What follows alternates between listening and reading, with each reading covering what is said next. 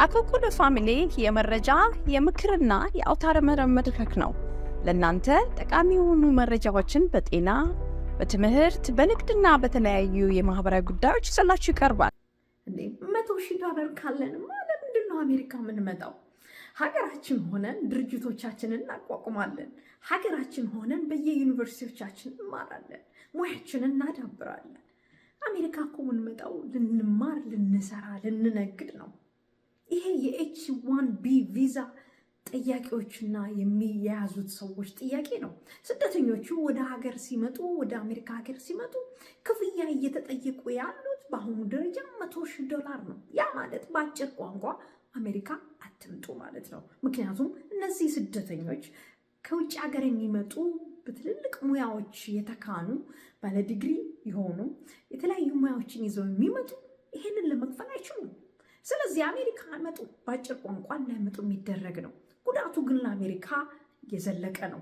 ምክንያቱም በመጀመሪያ ደረጃ በዓለም ዙሪያ የሚመጡ እነዚህ ተማሪዎች ትምህርታቸውን ተምረው በዚህ ሀገር ትምህርታቸውን መጨረስ ብቻ ሳይሆን ሙያቸውን አዳብረው እዚሁ ሀገር ካምፓኒ ድርጅት ያቋቁሙ ነበረ።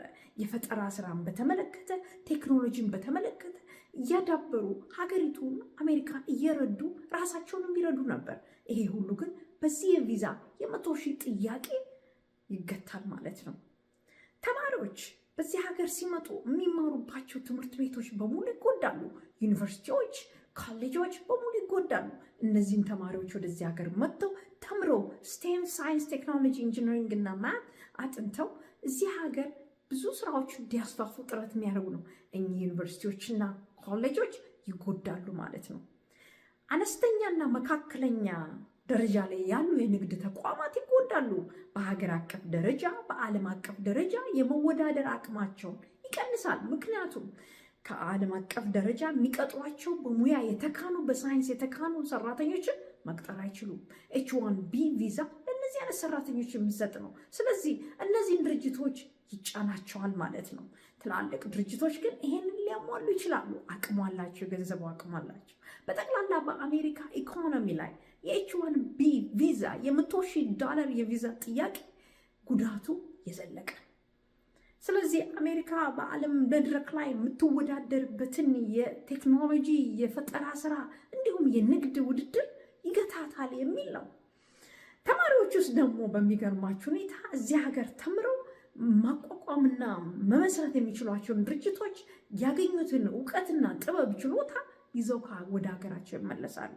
ይሄ ሪቨርስ ብሬን ድሬን ነው ብለው ይህንን አዲስ ክፍያ የሚተቹ ይቃወማሉ ማለት ነው።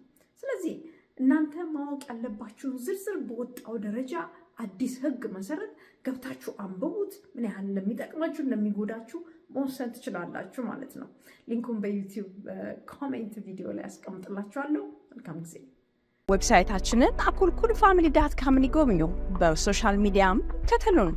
አኮኩሉ ፋሚሊ